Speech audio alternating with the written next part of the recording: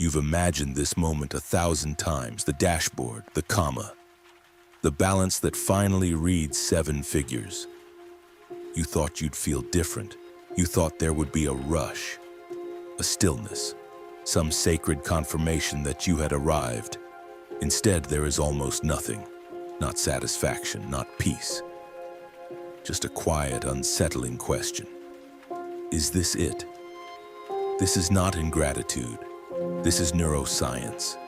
This is the oldest trap in human psychology, and almost no one sees it coming until they're already inside it.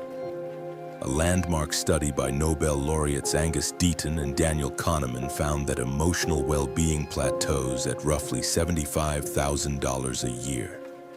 Beyond that, more money does not produce more happiness. The relationship between wealth and felt experience is not linear. At some point, it nearly flatlines, and yet, people keep climbing. Because when your income doubles, your expectations follow.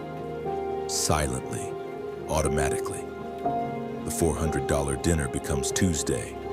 The business class seat becomes the only way you can sleep. The apartment that would have made your younger self weep becomes adequate, a placeholder.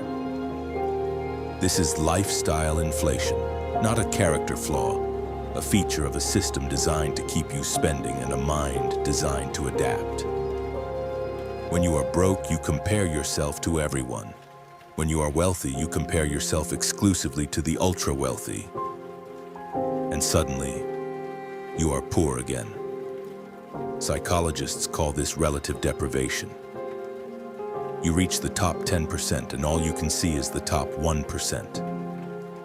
The goalposts don't just move, they were never fixed to begin with.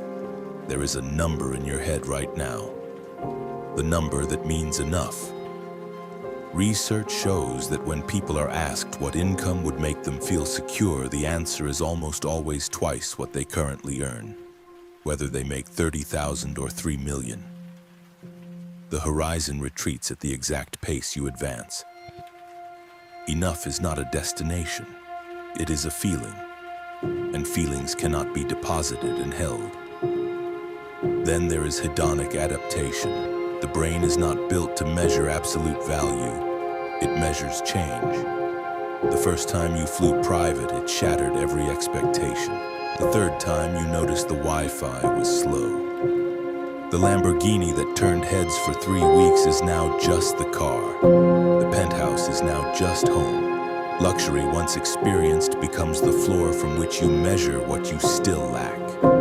The brain does not reward arrival, it rewards pursuit. It is wired for the hunt, not the feast. And so the wealthy man sits in his 10,000 square foot house, scrolling listings for larger ones, wondering why none of it feels the way he imagined. So what do we do? The answer is not to stop building. Lack of money is its own suffering. Anyone who says otherwise has never chosen between rent and food. But real wealth requires a second architecture, one the market cannot give you.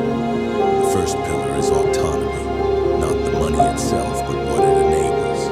The ability to say no, to control your time. People who use wealth to buy back time report dramatically higher life satisfaction than those who use it to acquire objects.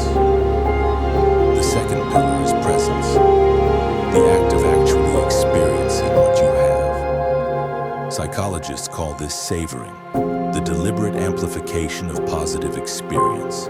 It is the antidote to adaptation, and it requires effort because the mind will always drift toward the next thing. The third pillar is contribution. The wealthiest individuals who report the deepest satisfaction are almost always those with a purpose beyond accumulation.